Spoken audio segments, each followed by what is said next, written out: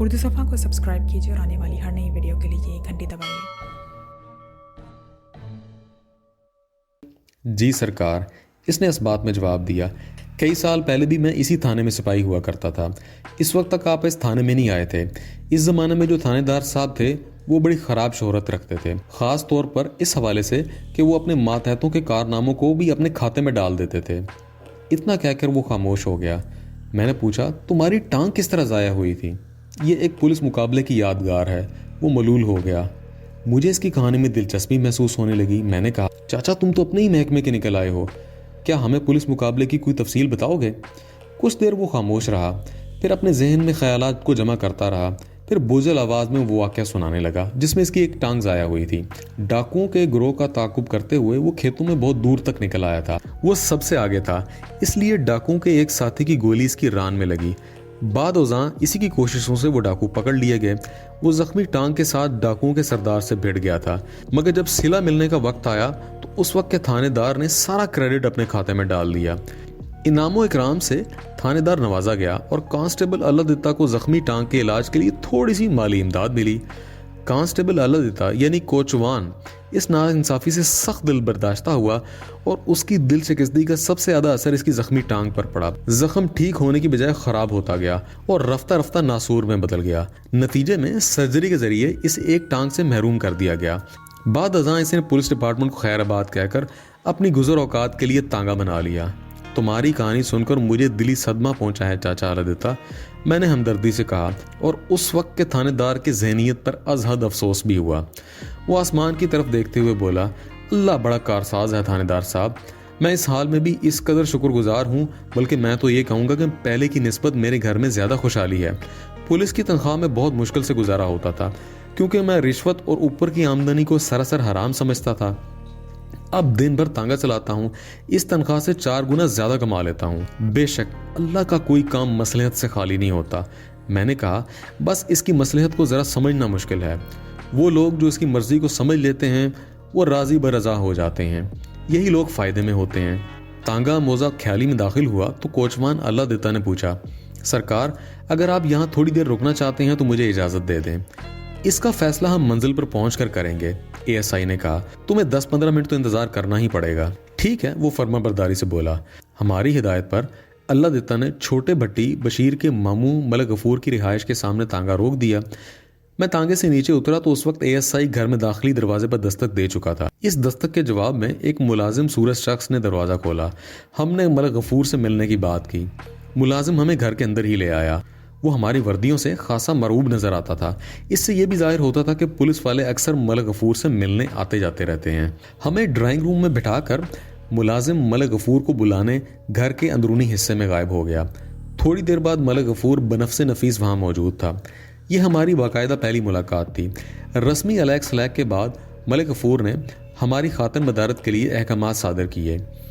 मैंने इसे रोक दिया। मलिक साहब, मैंने मुखातिब करते हुए बोला, खातिर तवाज़ो उधार रही। इस वक्त मैं ड्यूटी पर हूँ और इंतहाई अहम काम के लिए आपके पास आया हूँ। भाई कुछ ना कुछ तो होना चाहिए। मैंने कहा ना, इस वक्त नहीं। मैंने कदर सख्त लहजे में कहा था, ये मेरा आपसे वादा है कि कभी बाकायदा प्रोग्राम बनाकर मैं आपके दौलत खाने पर ज़रूर हाजिर होऊंगा। वो दोस्ताना अंदाज में बोला, मैं आपको नाराज़ तो नहीं कर सकता मलिक साहब, जैसे आपकी मर्जी वैसे ही मेरी खुशी। हुक्म करें, आपने मेरे पास आने की जहमत क्यों की? मैं आपके लिए क्या कर सकता हूँ? मैंने निहायत ही मुख्तसर अल्फाज में इसे पप्पू को पेश आने वाला लर्जा खेज वाक़या सुना दिया। मैं इसी सिलसिले में आपके पास आया हूँ। तफ्तीश की गाड़ी एक ख़ास मुकाम पर आकर रुक गई है। वो बोला, मैंने इस बच्चे के बेईमाना कत्ल के बारे में सुना था, लेकिन अभी तक मुझे ये बात समझ नहीं आई कि इस सिलसिले में मैं आपकी क्या मदद कर सकता हूँ। आपकी तफ्तीश की गाड़ी के लिए मैं क्या ताउन कर सकता हूँ मलिक सफदर हयात साहब?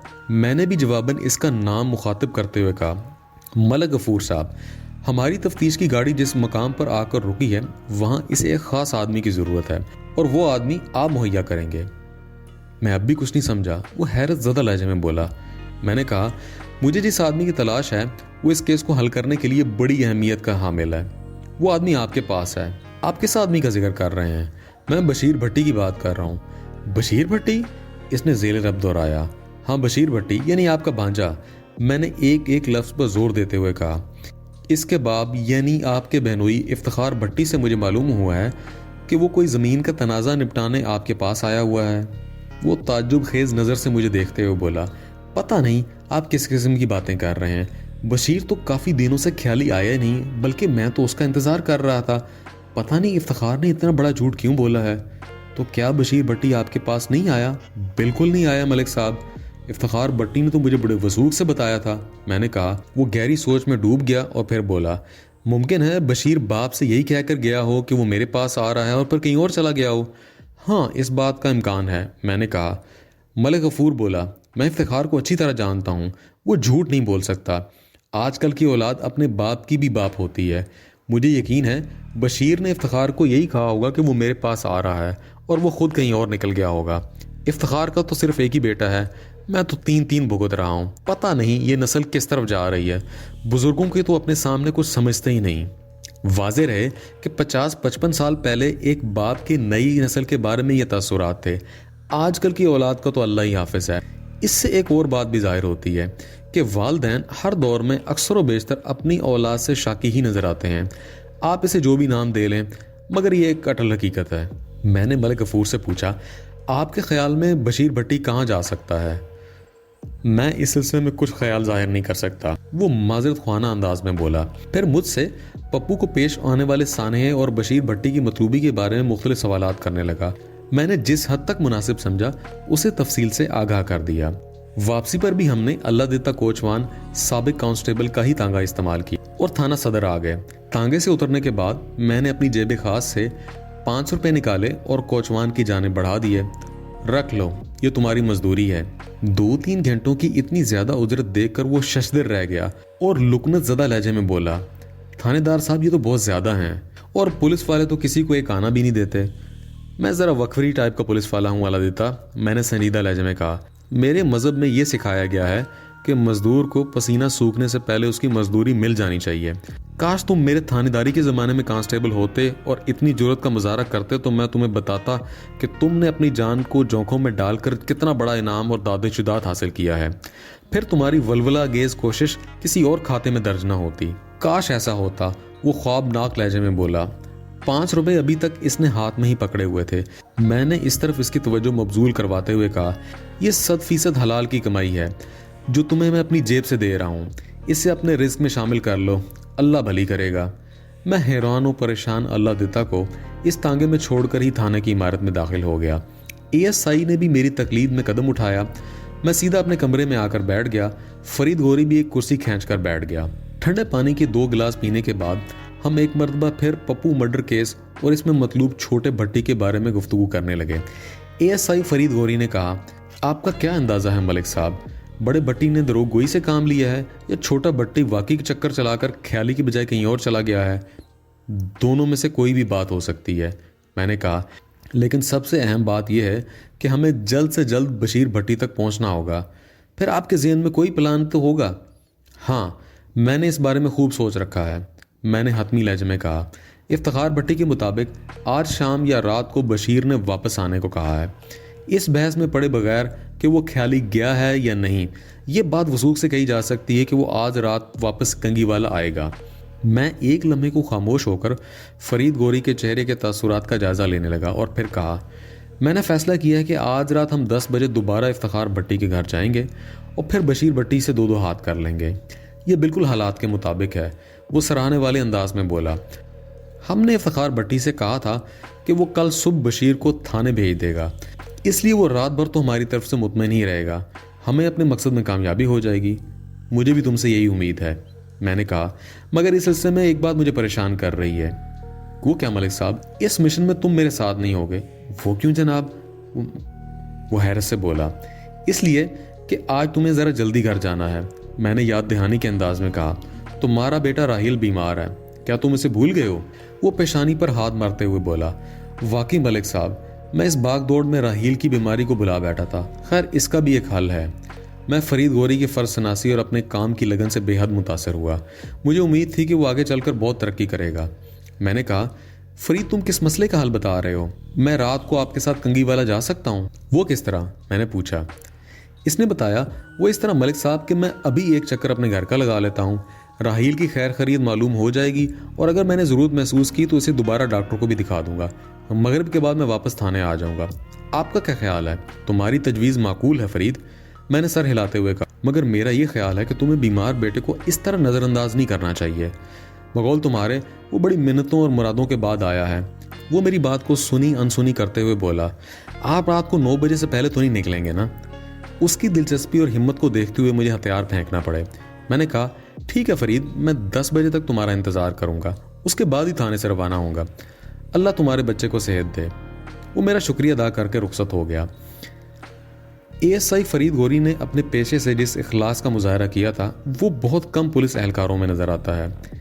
ٹھیک ہی کہتے ہیں، کوئی بھی محکمہ مکمل طور پر خراب نہیں ہوتا.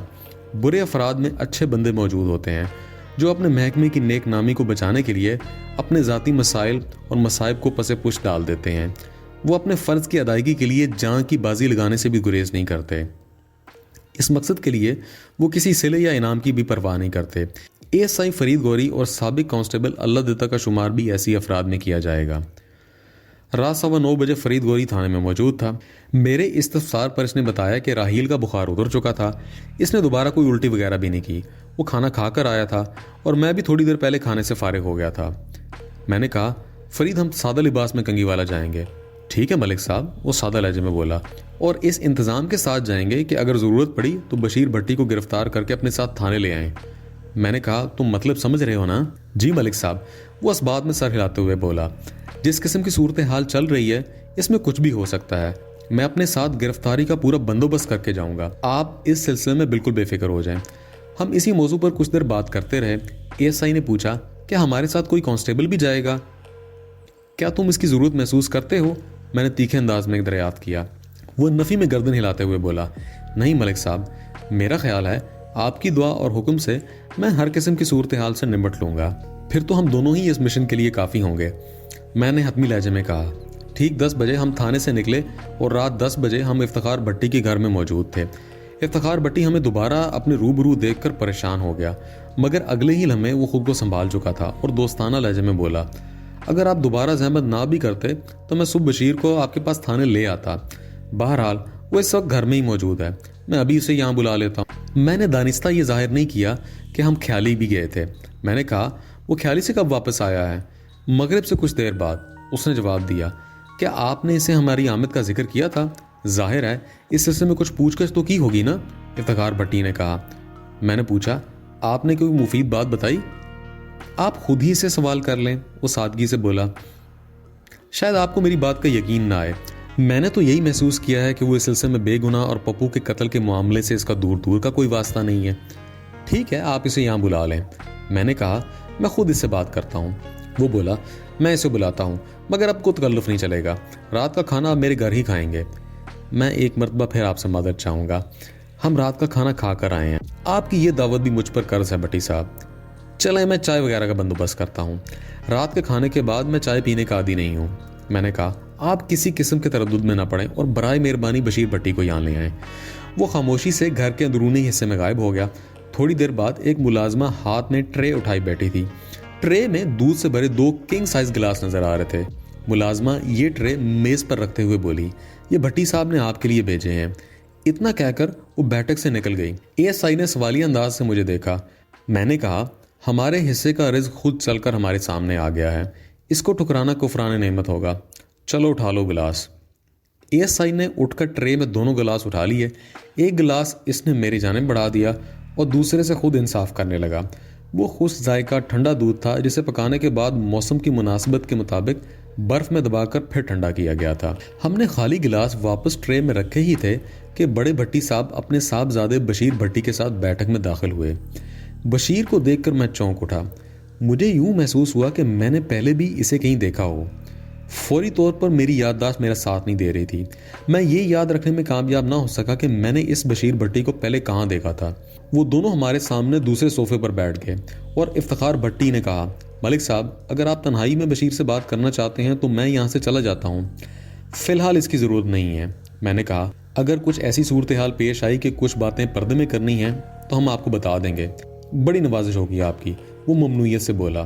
میں بشیر کی جانب متوجہ ہوتے ہوئے کہا، اور سناؤ جوان، ادھر ख्याली में क्या हाल हवाल है? तुम्हारे मामू जान तो ठीक है ना? सब ठीक ठाक हैं, वो कनखियों से बाप की तरफ देखते हुए बोला। बशीर भट्टी की उम्र 29 या 30 साल रही होगी। वो अपनी वज़ाकता और लिबास से एक रिवायती जागीरदार दिखाई देता था। अगरचे वो माली और अराजी के एतबार से जागीरदार का रुतबा नहीं रखता था, मगर वो खुद को ऐसा ही जाहिर कर रहा था।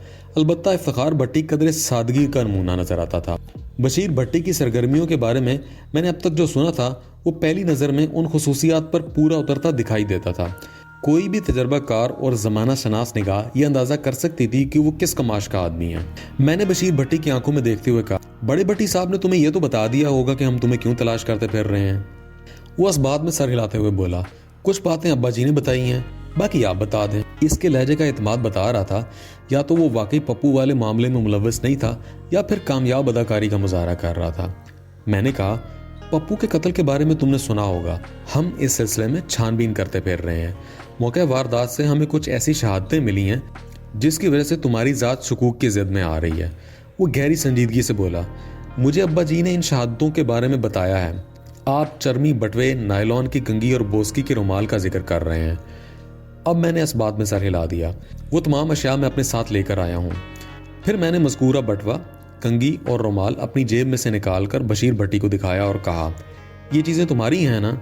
उसने तस्लीम कर लिया, जी थानेदार साहब, ये चीज़ें मेरी ही हैं। इन अशिया की जाए वकूफ़ पर पाए जाने का मतलब समझते हो? मैंने तेज़ नज़र से घूरा। मैं आपका मतलब बखूबी समझ रहा हूँ, वो बड़े रसान से बोला, मगर इस सिलसिले में मैं आपकी खिदमत में एक अर्ज़ करना चाहता हूँ। मैंने पूरी तवज्जो से उसकी तरफ देखते हुए कहा, कहो क्या कहना चाहते हो, मैं सुन रहा हूँ। एक बार फिर मुझे यूं लगा कि जैसे बशीर को मैं पहले देख चुका हूँ, मगर कोशिश के बावजूद भी मैं याद ना कर सका। वो सादे से लहजे में मुझे बता रहा था, थानेदार साहब, मेरा बटवा पिछले महीने किसी जेब कतरे ने पार कर लिया था। ये रुमाल और कंगी इसी बटवे के अंदर मौजूद थी। इसके अलावा लगभग 450 रुपये के करेंसी नोट भी बटवे में थे। अब अगर ये बटवा, रुमाल और कंगी किसी वारदात के मकाम पर पड़े मिले हैं तो इसमें मेरा क्या कसूर है? आप जाकर इस जेब कतरे को पकड़ें। इसके तंजिया अंदाज से मुझे बहुत गुस्सा आया, लेकिन वो मौका गुस्से के इजहार के लिए मुनासिब नहीं था। मैंने मोतदल अंदाज में कहा, बरखुरदार, क्या तुमने मेरे पास आकर अपने बटवे की चोरी की रिपोर्ट दर्ज करवाई थी जो मुझसे कह रहे हो कि मैं इन जेब कतरों को पकड़ूं? इसे किसी हद तक अपनी गलती का एहसास हो गया था। कदरे माजरत ख्वाना अंदाज में बोला, आपको मेरी बात बुरी लगी, मैं माफ़ी चाहता हूँ। बस मुझे इस बात की तकलीफ पहुंची थी कि ख्वाम ख्वाह मुझ पर शक किया गया। मैंने इसकी नदामत और माजरत को नज़रअंदाज करते हुए सवाल किया, पिछले महीने की किस तारीख को तुम्हारी जेब कटी थी? 25 मई को, इसने बताया। यह वाक़या किस जगह पेश आया था? मैंने पूछा। बशीर भट्टी ने जवाब दिया, मैं कामुकी से वापस आ रहा था। बस में सफ़र के दौरान किसी जेब कतरे ने हाथ की सफाई दिखाते हुए मेरा बटवा निकाल लिया। तुम्हें कब पता चला कि तुम्हारी जेब कट चुकी है? घर आने के बाद ही मुझे पता लगा। तुम कामुकी क्या लेने गए थे? अपने एक दोस्त से मिलने गया था, बशीर ने जवाब दिया। कामुकी में मेरा एक दोस्त परवेज चीमा रहता है। अब्बा जी भी कई दफ़ा उससे मिल चुके हैं। मैंने तस्दीकी नज़र से इफ्तिखार भट्टी की जानब देखा। वो इस बात में सर हिलाते हुए बोला, बशीर सही कह रहा है। वो पिछले महीने 25 तारीख को कामुकी गया था। वहाँ इसका दोस्त परवेज चीमा आड़त का कारोबार करता है। मैंने चुपते हुए लहजे में कहा, इफ्तिखार साहब, क्या इस रोज़ बशीर आपको बता कर गया था कि वो कामुकी जा रहा है? वो ताइदी अंदाज में सर को जुम्बश देते हुए बोला, ये बड़ा फर्मा बरदार बच्चा है। जब भी कहीं जाता है तो मुझे ज़रूर बताता है, जैसा कि आज ये आपको बता के गया था कि ये अपने मामू के पास ख्याली जा रहा है। मेरा लहजा तंज में बुझा हुआ था। इफ्तिखार भट्टी ने कहा, इसमें क्या शक है? इस शक की तफसील तो आप अपने साले किबला मलिक गफूर से पूछें तो ज़्यादा मुनासिब रहेगा। मैंने हकीकत हाल से पर्दा उठाने का फ़ैसला किया। आप क्या कहना चाहते हैं? वो बिगड़े हुए लहजे में बोला, मैं सिर्फ इतना कहना चाहता हूँ बड़ी साहब, आपका निहायती फर्मा बरदार फर्जंद आज ख्याली नहीं गया था। मैंने बशीर भट्टी को तेज नज़र से घूरते हुए कहा। इफ्तिखार भट्टी बड़बड़ाहट से मुशाबा आवाज़ में बोला, फिर ये कहाँ गया था? ये तो आप अपने सपूत से पूछें। मैंने कहा। बशीर भट्टी ने बाप की नज़र के जवाब में कुछ कहने की बजाय मेरी जानब देखते हुए सवाल दाग दिया, आपके पास क्या सबूत है कि मैं आज ख्याली नहीं गया था? सबसे बड़ा सबूत तो हम दोनों तुम्हारे सामने बैठे हैं। मैंने एक एक लफ्ज़ पर जोर देते हुए कहा, एक जानदार सबूत वहाँ ख्याली में तुम्हारे मामू जान भी हैं। क्या उनसे गुजारा चल जाएगा या कोई और सबूत भी पेश करूं? इफ्तिखार भट्टी ने चौंक कर मुझे देखा और पूछा, क्या आप आज ख्याली भी गए थे? हाँ भट्टी साहब, मैंने ठोस लहजे में कहा। आपके पास से जाने के बाद हम सीधे ख्याली ही गए थे اور وہاں آپ کے سالہ صاحب نے بتایا کہ آپ کے برخوردار کئی دنوں سے ہمارے پاس نہیں گئے، بلکہ وہ تو بشیر کا انتظار کر رہے تھے۔ افتخار نے میری وضاحت پر الجھن زدہ نظر سے بیٹے کو دیکھا اور پوچھا، بشیر آج تم خیالی نہیں گئے تھے تو پھر کہاں گئے تھے؟ وہ شرمندہ لہجے میں بولا، میں گھونکی چلا گیا تھا ابا جی۔ یہ بات تم نے مجھے کیوں نہیں بتائی؟ وہ بات بناتے ہوئے بولا، اس کا موقع ہی نہیں مل سکا، یہاں سے تو میں خیالی جانے کا ہی ارادہ کیا تھا، مگر باہر جا کر کھونکی جانے کا پروگرام بنا لیا۔ ایک دوست کو وہاں ضروری کام سے جانا تھا، وہ پہلے کبھی کھونکی نہیں گیا تھا، اس لیے میں اس کے ساتھ چلا گیا۔ سوچا تھا واپسی پر آپ کو صورتحال سے آگاہ کر دوں گا، مگر اس موضوع پر آپ سے تفصیلی بات کرنے کا موقع نہیں مل سکا۔ میں یہاں پہنچا تو آپ پولیس کی کہانی لے بیٹھے تھے، میں ذہنی طور پر اتنا الجھ گیا تھا کہ آپ کو کچھ بتا نہ سکا۔ بشیر بٹی نے جیسے تیسے اپنے باپ کو مطمئن کر دیا۔ اس کی وضاحت کے بعد افتخار بٹی نے اکتائے ہوئے لہجے میں صرف اتنا ہی کہا، پتہ نہیں تم نے کیسے کیسے دوست بنا لیے، میری تو کچھ سمجھ میں نہیں آ رہا۔ افتخار تو مطمئن ہو گیا تھا، مگر میں آسانی سے بشیر کی جان چھوڑنے والا نہیں تھا۔ میں نے اس سے پوچھا، تم گھونکی کس سے ملنے گئے تھے؟ ملنے میں نہیں بلکہ میرا دوست گیا تھا، وہ جلدی سے بولا، میں تو صرف اس کے ساتھ گیا تھا۔ تمہارے دوست کا کیا نام ہے؟ امتیاز، اس نے بتایا، وہ یہیں گھنگی کا رہنے والا ہے، اس نے اس بات میں جواب دیا۔ میں نے پوچھا، کیا اس وقت امتیاز کو یہاں بلا سکتے ہو؟ وہ اس وقت یہاں موجود نہیں، بشیر نے بتایا، وہ گھونکی میں ہی رہ گیا تھا، میں اکیلا واپس آیا ہوں۔ میں نے پوچھا، تم لوگ گھونکی کس کے پاس گئے تھے؟ امتیاز کے جاننے والے ایک شخص آغا فرہاد کے پاس۔ کیا یہ وہی گھونکی ہے جو سیالکوٹ جاتے ہوئے رستے میں پڑتا ہے؟ میں بال کی کھال اتارنے پر آمادہ تھا۔ جی ہاں، بشیر نے اس بات میں سر ہلا دیا، یہ وہی گھونکی ہے۔ بس کنڈکٹر اکثر یہ آوازیں لگاتے ہیں، سیالکوٹ براستہ گھونکی۔ بسوں کے آگے انہی الفاظ کی نمبر پلیٹ بھی لگی ہوتی ہے۔ میں گفتگو کے ساتھ ساتھ اپنی ڈائری میں اہم پوائنٹ بھی نوٹ کرتا جا رہا تھا۔ میں نے بشیر سے کہا، تم یہ مت سمجھنا کہ میں نے تمہاری باتوں کا آنکھ بند کر یقین کر لیا ہے، میں گھونکی میں آغا فرہاد سے تمہارے بیان کی تصدیق ضرور کروں گا۔ ضرور ضرور، وہ مضبوط لہجے میں بولا، آپ جس طرح چاہیں تسلی کر سکتے ہیں۔ میں نے دوبارہ ابتدائی گفتگو کی طرف آتے ہوئے کہا، تم نے بتایا ہے کہ پچھلے ماہ کی 25 تاریخ کو تم اپنے ایک دوست پرویز چیمہ سے ملنے کاموں کی گئے تھے۔ جی ہاں، میں نے یہی بتایا ہے۔ تمہارے دوست کی ایک آڑت کی دکان ہے۔ میں نے کہا، ذرا اس کے گھر کا پتہ اور دکان کا محل وقوع بیان کرو۔ میں ایک بندہ کاموں کی بھیج کر تمہاری اس بات کی تصدیق کروں گا۔ بشیر کسی گھبراہٹ یا پریشانی میں مبتلا ہوئے بغیر بولا، پرویز کی آڑت کی دکان غلہ منڈی میں ہے، کسی سے بھی چیمہ بردرز کا پوچھ سکتے ہیں۔ پھر اس نے مجھے پرویز چیمہ کے گھر کا ایڈریس بھی نوٹ کروا دیا۔ میں نے پوچھا، اس روز کتنے بجے کاموکی سے بس میں سوار ہوئے تھے؟ بشیر بٹی نے بولا، لگ بھگ 2 بجے دوپہر، اور گھر کب پہنچے تھے؟ کاموکی سے گھنگی والا تقریباً آدھ گھنٹے کا راستہ ہے۔ اس نے بتایا، کم و بیش اتنا ہی وقت مجھے گھر پہنچنے میں لگا ہوگا۔ میرا خیال ہے کہ میں 2:30 بجے دوپہر گھر پہنچ گیا تھا۔ کاموکی سے گھنگی والا بس کتنی جگہ رکی تھی؟ گھنگی والا باقاعدہ بس سٹاپ نہیں ہے، سواری کی درخواست پر کنڈکٹر بس روک لیتا ہے۔ اسی طرح کاموکی سے گھنگی والا 3-4 مرتبہ بس رکی ہوگی۔ درمیان سے صرف احمد آباد ہی باقاعدہ سٹاپ ہے، جہاں لگ بھگ 10 منٹ کے لیے بس رکی تھی۔ میں نے ایک اور زاویے سے سوال کیا، کیا تم نے اپنی جیب کے کٹنے کی رپورٹ کہیں درج کروائی تھی؟ اس مرتبہ بشیر بھٹی کے باپ نے جواب دیا، ملک صاحب، ایسی چھوٹی موٹی رپورٹوں پر بھلا کہاں کارروائی ہوتی ہے؟ کاموکی سے گھنگی والا تک پولیس کہاں کہاں جیب کتروں کو تلاش کرتی پھرے گی، یہ تو پتھر سے سر ٹکرانے کے مترادف ہے۔ میں نے گہری سنجیدگی سے کہا، بٹی صاحب، کسی چیز کی گمشدگی یا چوری کی رپورٹ درج کروانے کا ایک ہی مقصد نہیں ہوتا کہ وہ چیزیں پولیس دستیاب کر کے آپ کی جھولی میں ڈال دے، اس کے علاوہ اور کیا مقصد ہونا چاہیے تھانے دار صاحب؟ بشیر بھٹی نے پوچھا۔ میں نے کہا، سب سے اہم بات یہ ہوتی کہ آپ سے متعلقہ چیز اگر کسی واردات میں استعمال ہو جائے یا جائے وقوع پر پڑی ملے تو مصیبت چلتے چلتے آپ کے دروازے پر بھی آ پہنچتی ہے، خصوصاً ایسی چیز جو آپ کی ملکیت ہو یا آپ کی شناخت کا باعث ہو، مثلاً کاڑا ہوا رومال، استعمال شدہ کنگھی، چمڑے کا بٹوا وغیرہ وغیرہ۔ آخری جملہ میں نے طنزی انداز میں ادا کیا تھا۔ بشیر بھٹی فکر مند لہجے میں بولا، پھر تو واقعی مجھ سے بہت بڑی غلطی ہوگی، مجھے چاہیے تھا کہ فی الفور اپنی جیب کٹنے کی رپورٹ درج کرواتا۔ اب اتنا بھی پریشان ہونے کی ضرورت نہیں، افتخار بھٹی نے کہا، جو گزر گئی وہ گزر گئی، آئندہ محتاط رہنا۔ میں نے براہ راست بشیر کو مخاطب کرتے ہوئے کہا، چلو فی الحال میں تمہاری کہانی پر تھوڑی دیر کے لیے یقین کر لیتا ہوں کہ تمہارا بٹوا کسی جیب کترے نے اڑایا، رقم نکال کر بٹوا کہیں پھینک دیا، مگر ایک بات کی وضاحت نہیں ہوتی، وہ تمام اشیاء واردات پر کیوں پڑی ملی ہیں؟ کیا اس سے یہ ظاہر نہیں ہوتا کہ کوئی شخص دانستہ تمہیں اس معاملے میں ملوث کرنے کی کوشش کر رہا ہے؟ ہاں، مجھے بھی ایسا ہی محسوس ہو رہا ہے، وہ تائیدی انداز میں بولا۔ افتخار بھٹی بولا، ملک صاحب، اس سے آگے ایک اور بات بھی ہو سکتی ہے۔ وہ کیا ابا جی؟ میری بجائے بشیر نے سوال کیا۔ جائے واردات پر بشیر سے متعلق چیزوں کا پائے جانا یہ بھی ثابت کرتا ہے کہ اس معاملے میں بشیر کسی طرح بھی ملوث نہیں ہے، افتخار بٹی نے مدلل انداز میں کہا، ورنہ کوئی مجرم اتنا نادان یا احمق نہیں ہوتا پولیس والوں کی آسانی کے لیے موقع واردات پر از خود اتنا بڑا سراغ چھوڑ جائے۔ مجھے بھی یہی لگتا ہے کہ بشیر کی کسی دشمن کی یہ چال ہے۔ افتخار بٹی کی دلیل کو رد نہیں کیا جا سکتا تھا۔ میں نے پوچھا کہ آپ مجھے بشیر کے دشمنوں کے نام بتا سکتے ہیں تاکہ میں تفتیش کی گاڑی کو آگے بڑھا سکوں۔ میں دانستہ تعاون آمیز گفتگو کر رہا تھا۔ میں انہیں یہی تاثر دینا چاہتا تھا کہ بشیر پر اب مجھے ذرا سا بھی شک نہیں رہا۔ اس طرح میں بہتر طور پر ان سے اور خصوصاً بشیر سے کام کی بات اگلوا سکتا تھا۔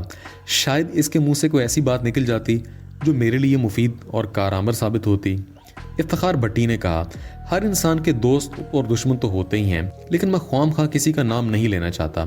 اس کا مطلب ہے کہ آپ تعاون سے انکار کر رہے ہیں؟ میں نے کہا، یہ بات نہیں ہے ملک صاحب۔ وہ جلدی سے بولا، دراصل ایسا کوئی بھی شخص میری نظر میں نہیں ہے جس کا نام میں بشیر کے دشمن کے طور پہ آپ کے سامنے پیش کر سکوں۔ تم اس سلسلے میں کیا کہتے ہو بشیر؟ میں بھی یہی کہوں گا کہ میرا ایسا بدترین دشمن کوئی نہیں جو مجھے قتل کے معاملے میں پھنسانے کی کوشش کرے۔ چھوٹی موٹی ناراضگی اور منہ ماری کی بات اور ہے، لیکن یہاں مجھ سے سب ڈرتے ہیں۔ کسی میں ایسی جرت نہیں کہ میری آنکھوں میں آنکھیں ڈال کر دیکھ سکے۔ میں نے کہا، آنکھوں میں آنکھیں ڈال کر صرف دلیر دشمن ہی دیکھتے ہیں۔ بزدل اور کمزور دشمن پیٹھ کے پیچھے سے وار کرتے ہیں، اسی لیے کمزور اور بے حیثیت دشمنوں سے زیادہ محتاط رہنے کی ضرورت ہوتی ہے۔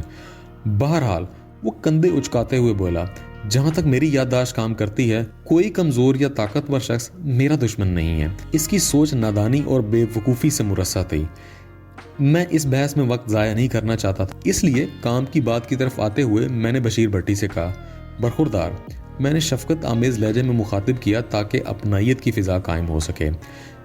مجھے اب یقین ہوتا جا رہا ہے کہ تم پپو مرڈر کیس میں کسی طرح ملوث نہیں ہو، لیکن اپنی مکمل بے گناہی ثابت کرنے کے لیے تمہیں میرے چند نازک سوالات کا جواب دینا ہوگا۔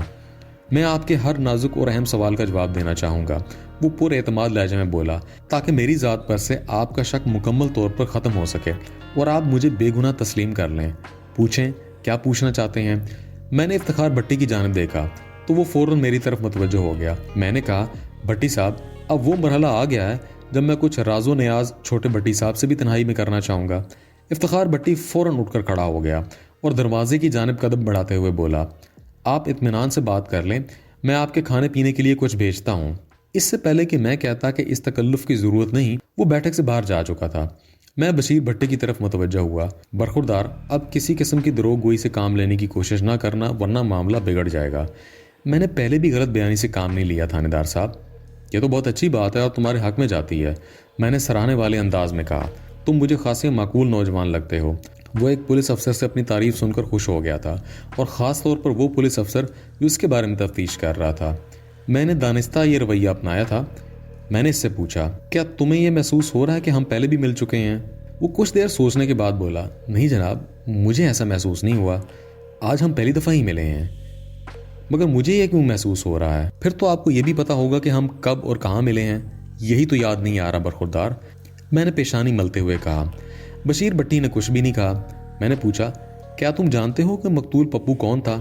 ایک لمحے کے لیے اس کا چہرہ متغیر ہو گیا، لیکن پھر اس نے خود کو سنبھالا اور ٹھہرے ہوئے لہجے میں بولا، وہ احمد آباد میں رہنے والے ایک شخص سکندر علی کا اکلوتا بیٹا تھا۔ کیا وہ صرف سکندر علی کا بیٹا تھا؟ کیا مطلب ہے آپ کا؟ اس نے الٹا مجھ سے سوال کیا۔ میں نے اپنی بات کی وضاحت کرتے ہوئے کہا، سکندر علی تو اس کا باپ تھا، پپو کسی ماں کا بیٹا بھی تو تھا۔ ظاہر ہے جناب، ہر بچے کی کوئی نہ کوئی ماں تو ہوتی ہے جو اسے جنم دیتی ہے، وہ فلسفیانہ انداز میں بولا۔ پپو کی بھی کوئی ماں ضرور ہوگی۔ کوئی ماں ضرور ہوگی؟ میں نے اسی کے الفاظ دہرائے۔ تم اتنی اجنبیت کا مظاہرہ کر رہے ہو بشیر بھٹی، آپ کیا کہنا چاہتے ہیں تھانے دار صاحب؟ میں کہنا نہیں بلکہ پوچھنا چاہتا ہوں، کیا تم پپو کی ماں سے واقف نہیں ہو؟ میں نے سنسناتے ہوئے لہجے میں کہا، وہ تو شادی سے پہلے تمہاری کنگھی والا میں ہی رہتی تھی، مگر آپ مجھے یہ سب کچھ کیوں بتا رہے ہیں؟ وہ جذبز کرتے ہوئے بولا۔ میں نے قدرے سخت لہجہ اختیار کرتے ہوئے کہا، بشیر بھٹی، میں تمہیں پہلے ہی تنبیہ کر چکا ہوں کہ اب کسی قسم کا جھوٹ کا سہارا نہیں لینا چاہیے۔ تم پپو کی ماں بسرا کو اچھی طرح جانتے ہو۔ ایک لمحے کے توقف سے میں نے اضافہ کیا، میں پوری چھان بین کے بعد ہی کسی شخص کو ٹارگٹ بناتا ہوں۔ تمہارے اور بسرا کے معاملے میں نے مکمل تحقیق کر لی ہے۔ بشرا تم سے شدید محبت کرتی تھی مگر تمہاری ناپاک خواہش کی تکمیل کے لیے وہ تیار نہیں ہوئی، نتیجے میں تم نے اس سے رخ پھیر لیا۔ وہ بیاہ کر احمد آباد چلی گئی۔ اس شادی میں وٹا سٹا بھی ایک دباؤ کی صورت میں موجود تھا۔ کیا میں غلط کہہ رہا ہوں؟ آپ بڑی حد تک درست کہہ رہے ہیں جناب، وہ سنجیدہ لہجے میں بولا۔ بشرا جیسی بے وقوف عورت میں نے آج تک نہیں دیکھی۔ میں نے اسے یکسر نظر انداز کر دیا تھا، مگر شادی کے بعد بھی اسے جب موقع ملا مجھے دیکھنے ضرور آتی تھی اور تمہیں تحفے بھی دیتی تھی۔ میں نے لقمہ دیا، کبھی بوسکی کا کاڑا ہوا ریشمی رومال اور کبھی… میں نے دانستہ اپنا جملہ ادھورا چھوڑ دیا۔ وہ میز پر رکھے ہوئے بوسکی کے رومال کی طرف دیکھ کر لجاجت محسوس کرنے لگا۔ میں نے کہا، یہ تتلی والا بی بی والا رومال بشرا نے ہی تمہیں کاٹ کر دیا تھا نا؟ اس کے پاس انکار کی کوئی گنجائش نہیں تھی۔ ندامت آمیز لہجے میں بولا، ہاں تھانے دار صاحب، یہ رومال بشرا ہی نے 2 ماہ پہلے مجھے دیا تھا اور بتا دیا تھا کہ بی بی سے مراد بشرا اور بشیر ہیں۔ آپ یقین جانیں مجھے 450 روپے کے کھو جانے کا بھی اتنا افسوس نہیں تھا جتنا اس رومال کی گمشدگی کا تھا۔ اس کا مطلب ہے تم بھی اسے چاہنے لگے ہو؟ آپ اسے چاہت نہیں کہہ سکتے، وہ عجیب سے لہجے میں بولا۔ سچی بات تو یہ ہے کہ میں نے اپنے دل میں بشرا کے لیے کبھی وہ جذبات محسوس نہیں کیے تھے جسے محبت یا عشق کا نام دیا جا سکتا ہو۔ ایک لمحے کو رک کر اس نے کہا، البتہ مجھے بشرا کی دیوانگی اور احمقانہ لگاؤ پر ہمیشہ افسوس ہوتا تھا۔ میں اس کوڑ فطرت شخص کو عشق و محبت پر کوئی لیکچر دینے کا ارادہ ہرگز نہیں رکھتا تھا۔ چنانچہ بات کو اصل موضوع کی طرف لاتے ہوئے کہا، اب میرے ایک آخری سوال کا جواب دو۔ وہ ہمتن گوش ہو گیا۔ میں نے ابھی تک اسے پپو کے پوسٹ مارٹم کی رپورٹ کے بارے میں کچھ نہیں بتایا تھا۔ میں نے اس سے پوچھا، ذرا سوچ کر بتاؤ 6 جون کی رات 8 اور 10 بجے کے درمیان تم کہاں تھے؟ اچھی طرح غور کرنے کے بعد جواب دینا۔ اگر تم نے اس سوال کے جواب میں غلط بیانی کی تو برے پھنسو گے، اور ہاں یہ بھی یاد رکھو اگر تم نے بار بار بیان بدلا تو تمہارے لیے یہی مصیبت ہوگی۔ وہ چند لمحے غور کرتا رہا، پھر سوالیہ انداز میں میری طرف دیکھتے ہوئے بولا، 6 جون وہی تاریخ تھی نا جس دن پپو قتل ہوا تھا؟ ہاں وہی تاریخ ہے۔ میں نے کہا، ہمیں 7 جون کی صبح اس کی واردات کی اطلاع ملی تھی۔ دین محمد کمہار نے سب سے پہلے جھاڑیوں میں پپو کی بے حرمت لاش دیکھی تھی۔ خدا کا شکر ہے، وہ چھت کی طرف دیکھتے ہوئے بولا، ورنہ پتہ نہیں آپ کا شک مجھ پر ختم ہوتا یا نہیں۔ تم کس بات کے لیے خدا کا شکر ادا کر رہے ہو؟ وہ بولا، ویسے تو خدا کا کسی بات پہ بھی شکر ادا کیا جا سکتا ہے، مگر میں اس وقت خاص طور پر اس لیے خدا کا شکر ادا کر رہا ہوں کہ 6 جون کی صبح سے لے کر 7 جون کی شام تک میں کنگی والا میں ہی نہیں بلکہ گجراں والا میں بھی نہیں تھا۔ تم اس دوران کہاں تھے؟ میں نے تعجب سے پوچھا۔ میں 6 جون کی صبح کھونگی گیا ہوا تھا، اس نے بتایا، اور 7 جون کی شام وہاں سے واپس آیا تھا۔ میں نے پوچھا، تمہارے بیان کی تصدیق کس طرح ہوگی؟ وہ بولا، اس بات کی تصدیق تو ابا جی بھی کر دیں گے کہ میں 6 جون کی صبح سے لے کر 7 جون کی شام تک کھنگی والا میں نہیں تھا۔ ایک لمحے کے توقف سے اس نے اضافہ کیا، اگر آپ کھنگی والا میں میری موجودگی کا پتہ لگانا چاہتے ہیں تو وہاں کے چودھری اشتیاق کا ایڈریس آپ کو لکھوا دیتا ہوں، آپ اس سے میرے بارے میں پوچھ سکتے ہیں، لیکن اس سلسلے میں آپ سے ایک گزارش کروں گا۔ وہ کیا بھائی؟ میں نے پوچھا۔ وہ بولا، آپ کھنگی میں چودھری اشتیاق کے ڈیرے پر جو بھی پوچھ گچھ کریں گے اس کا ذکر آپ ابا جی سے نہیں کریں گے۔ کیوں بھائی؟ میں نے حیرت بھرے لہجے میں کہا، کیا تم لوگ چودھری اشتیاق کے ڈیرے پر بم وغیرہ بناتے ہو؟ وہ جھیپے ہوئے انداز میں بولا، ایسی کوئی بات نہیں ہے جناب۔ پھر کیسی بات ہے بٹی صاحب؟ وہ آنکھ دباتے ہوئے بولا، آپ سمجھا کریں نا تھانے دار صاحب، میں کبھی کبھار وہاں دل پشوری کرنے چلا جاتا ہوں۔ چودھری اشتیاق ہفتہ 10 دن میں اپنے ہاں چوٹی کی طوائفوں کو بلاتا ہے، رات دن رقص و سرود کی محفل جمتی ہے، شباب و شراب کی وہاں کوئی کمی نہیں ہوتی۔ اب تو آپ میری بات سمجھ گئے نا؟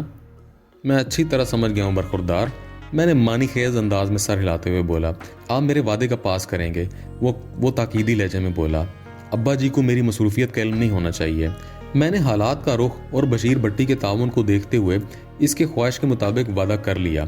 میرا خیال ہے اس میں ایسی نقصان والی کوئی بات نہیں تھی، تاہم میں نے وارننگ دینے کے انداز میں کہا، یہ مت سمجھنا کہ میں چودھری اشتیاق سے وہاں تمہاری موجودگی کے بارے میں دریافت نہیں کروں گا، آپ پوری طرح تسلی کر لیں جناب۔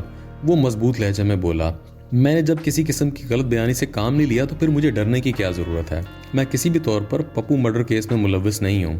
آپ کھونگی ضرور جائیں تاکہ آپ کو میری بے گناہی کا یقین ہو جائے۔ اس طرح جب ہم تھانے واپس پہنچے تو 12:30 بج رہے تھے۔ ASI کو میں نے اگلے دن چھٹی دے دی اور خود آرام کرنے کے لیے اپنے سرکاری کوارٹر چلا گیا۔ آئندہ 3 روز میں نے کاموں کی اور کھونگی بندے بھیج کر بشیر بھٹی کے بیان کی تصدیق کروا لی۔ بشیر عیاش طبع شوقین مزاج ضرور تھا، تاہم وقوع کے وقت وہ جائے واردات سے بہت دور کھنگی میں چودھری اشتیاق کے ڈیرے پر ہی موجود تھا۔ کاموگی کے آڑتی پرویز چیمہ نے بھی اس بات کی تصدیق کی تھی کہ بشیر کا بٹوا چوری ہو گیا تھا۔ بشیر نے اس واقعے کے بعد پرویز چیمہ کو اپنی جیب کٹنے کی بھی کہانی سنائی تھی۔ ان حالات کے پیش نظر بشیر بھٹی میرے شک کی زد سے نکل گیا تھا، مگر ابھی تک پپو کے قاتل کا کوئی سراغ نہیں ملا تھا۔ روزانہ گھنٹوں ASI فرید گوری سے بھی اس موضوع پر بات ہوتی تھی اور عملی کوششیں بھی جاری تھیں۔ ایک روز فرید گوری نے کہا، ملک صاحب آپ نے ایک عجیب بات نوٹ کی ہے۔ کون سی بات مسٹر گوری؟ وہ چند لمحے خاموش رہنے کے بعد بولا، مجھے مقتول پپو کے باپ سکندر علی کا رویہ کچھ غیر فطری سا لگتا ہے۔ وہ کس طرح؟ میں نے پوچھا۔ وہ اس طرح جناب کہ، فرید گوری نے کہا، اس دن کے بعد سے اس نے ہم سے کوئی رابطہ نہیں کیا، حالانکہ ہمارے علاقے میں اس کا بیٹا قتل ہوا ہے۔ قاتل تک پہنچنے اور اسے قرار واقعی سزا دلوانے کے لیے اسے ہمارا دروازہ کھٹکھٹانا چاہیے۔ میں تمہاری بات سے اتفاق کرتا ہوں فرید، میں نے کہا، مگر اس سلسلے میں کچھ کوتاہی ہماری بھی ہے۔ ہماری کیا کوتاہی ہے ملک صاحب؟ میں نے کہا، سکندر علی کا گھر تو ماتم کدہ بنا ہوگا، سوئم دسواں وغیرہ کی مصروفیت، تعزیت کرنے والوں کی آمد و رفت اور دیگر مسائل میں گھر والوں کی مت ماری گئی ہوگی۔ یہ تو ہمارا فرض بنتا تھا کہ خود وہاں پہنچ کر حالات کا جائزہ لیتے۔ تو پھر کیا ارادہ ہے؟ فرید گوری نے کہا، کل احمد آباد کا چکر لگائیں گے، ممکن ہے کہ مفید معلومات مل جائے۔ میں نے کہا، ٹھیک ہے، کل ہی ہم احمد آباد جائیں گے۔ اگلے روز حسب پروگرام میں ASI فرید گوری کے ساتھ ایک بیڈ فورڈ بس میں سوار ہو کر احمد آباد کی طرف جا رہا تھا۔ یہ بس گجرانوالے سے راون تک جاتی ہے اور احمد آباد کے اندر سے ہو کر گزرتی ہے۔ اس بس میں سفر کرنے کا ایک فائدہ یہ تھا کہ بس سٹاپ سے سکندر علی کے گھر جانے تک ہمیں پیدل نہ چلنا پڑتا اور یہ بس ہمارے تھانے کے سامنے ہی مل جاتی تھی۔ ہماری دستک کے جواب میں سکندر علی کی بیوی بشرا بیگم نے دروازہ کھولا۔ سکندر علی اس وقت گھر میں نہیں تھا۔ بشرا نے ہمیں بیٹھک میں بٹھایا۔ ہمارے درمیان پپو کے متوقع قاتل کے بارے میں باتیں ہونے لگیں۔ اس دوران بشیر بھٹی بھی زیر بحث آ گیا، لیکن میں نے تمام گفتگو کے درمیان یہ بات خاص طور پر نوٹ کی کہ بشرا اپنے دل میں بشیر کے لیے اچھے جذبات رکھتی تھی۔ میں نے گھما پھرا کر مختلف انداز میں ایسے سوالات کیے جن سے ان کے کسی دشمن کا سراغ مل جائے، مگر مجھے کوئی کامیابی حاصل نہیں ہوئی۔ ہمیں وہاں بیٹھے ہوئے آدھا گھنٹہ گزر چکا تھا کہ عجیب بات ہوئی۔ اس وقت تک سکندر علی واپس نہیں آیا تھا۔ بشرا نے چونکنے والے انداز میں ASI کے ہاتھ کی طرف اشارہ کیا اور چیخ سے مشابہ لہجے میں بولی، یہ آپ کے پاس کہاں سے آ گئی؟ بشرا کے اس سوال پر میں نے اور فرید گوری نے بیک وقت اس کی طرف دیکھا جدھر بشرا اپنی انگلی سے اشارہ کر رہی تھی۔ میں نے دیکھا ASI کی ایک انگلی میں چاندی کی ایک انگوٹھی نظر آ رہی تھی جس میں زرد رنگ کا عقیق جڑا ہوا تھا۔ میں نے اس سے پہلے فرید کے ہاتھ میں انگوٹھی کبھی نہیں دیکھی تھی۔ بشرا نے دوبارہ استفسار کیا، یہ انگوٹھی آپ کو کہاں سے ملی ہے جناب؟ اب میں نے بھی ASI سے یہی سوال کیا، بولتے کیوں نہیں فرید؟ بشرا کی بات کا جواب دو، میں نے تو یہ پہلے انگوٹھی تمہارے ہاتھ میں نہیں دیکھی۔ ASI نے بتایا، یہ انگوٹھی آج ہی میں نے کانسٹیبل عارف سے لی ہے، اس نے اپنے ہاتھوں میں پہن رکھی تھی، میں نے مانگی تو اس نے مجھے دے دی، مجھے انگوٹھی پسند آ گئی اس لیے میں نے اپنی انگلی میں پہن لی۔ میں نے بشرا کو مخاطب کرتے ہوئے سوال کیا، تم اس انگوٹھی کے بارے میں اتنی شدت سے کیوں استفسار کر رہی ہو؟ میں اس لیے پوچھ رہی ہوں کہ یہ انگوٹھی سکندر علی کی ہے۔ بشرا نے جواب دیا، جب سے پپو کو وہ سانحہ پیش آیا ہے میں نے اس کے ہاتھ میں انگوٹھی نہیں دیکھی، کئی مرتبہ اس سے پوچھ بھی چکی ہوں، وہ ہر مرتبہ یہی جواب دیتا ہے کہ انگوٹھی کہیں گم ہو گئی ہے۔ صورتحال اچانک ڈرامائی رنگ اختیار کر گئی تھی۔ جو انگوٹھی سکندر علی کی ملکیت تھی وہ کانسٹیبل عارف کے پاس کس طرح پہنچ گئی؟ یہ بات سمجھ میں نہیں آ رہی تھی۔ اس بات کا جواب کانسٹیبل عارف ہی دے سکتا تھا، تاہم میں نے ایک مرتبہ بشرا سے تصدیق کرنا بھی ضروری سمجھا۔ میں نے کہا، بشرا کیا تمہیں یقین ہے کہ یہ وہی انگوٹھی ہے جو سکندر علی کے پاس ہوتی تھی؟ مجھے اچھی طرح یقین ہے، وہ پورے وضوح سے بولی، میں اس انگوٹھی کو لاکھوں انگوٹھیوں میں شناخت کر سکتی ہوں۔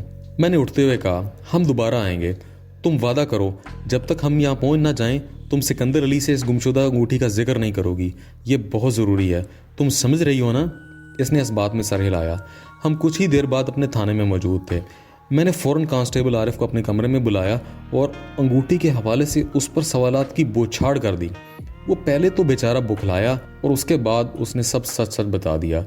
مجھے یہ انگوٹھی اس روز جائے وقوع سے ملی تھی، یہ جھاڑیوں میں پھنسی ہوئی تھی۔ مجھے یاد آیا کہ 7 جون کی صبح ہمارے ساتھ جو کانسٹیبل جائے وقوع پر گئے تھے ان میں ایک نواز علی تھا اور دوسرا محمد عارف۔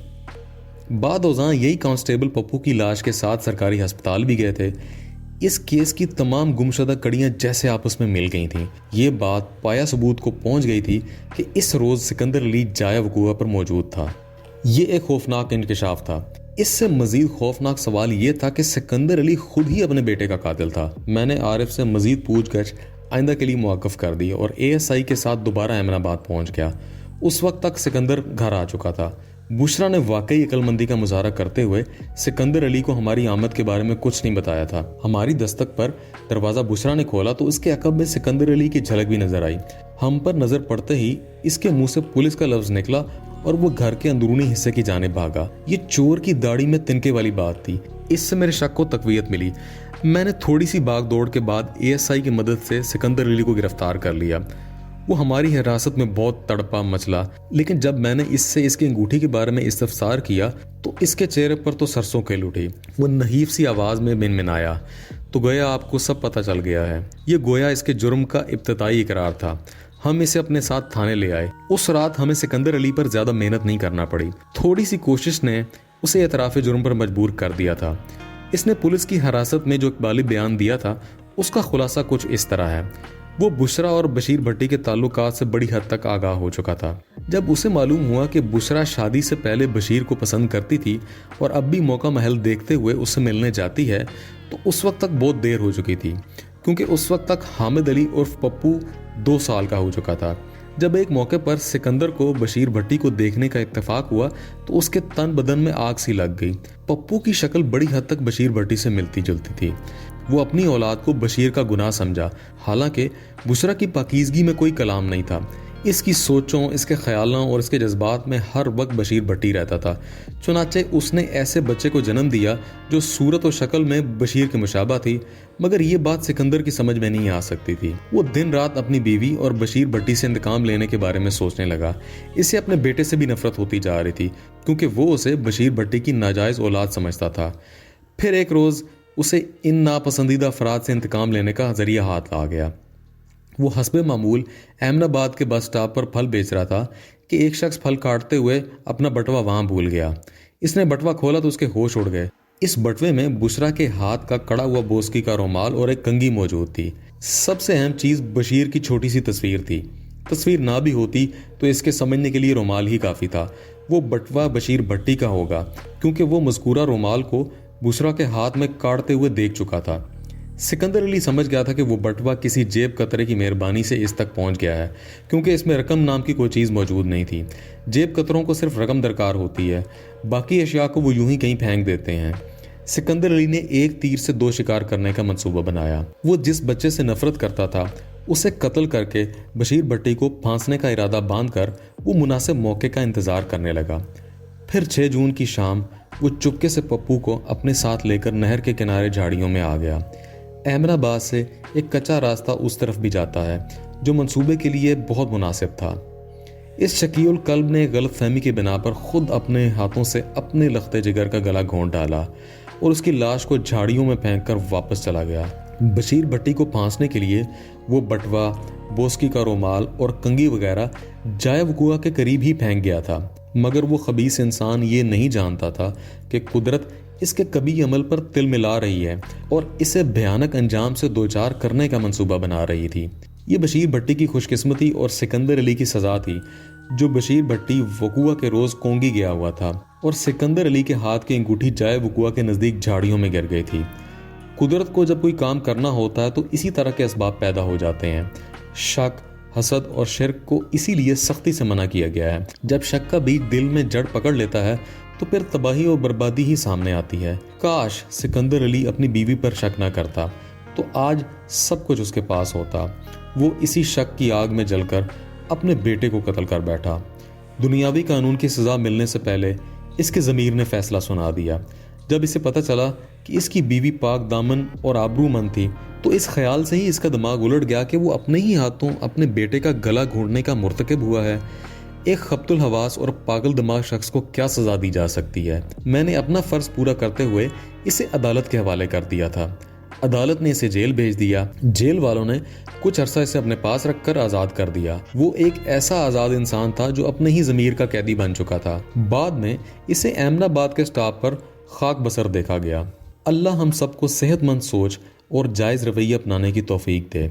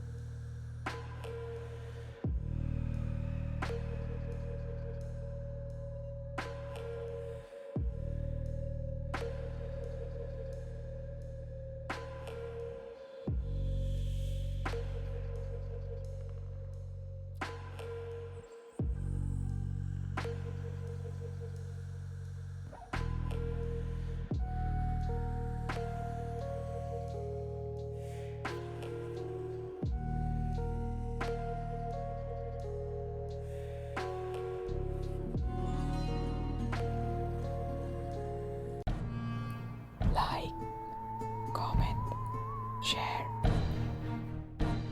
press the bell icon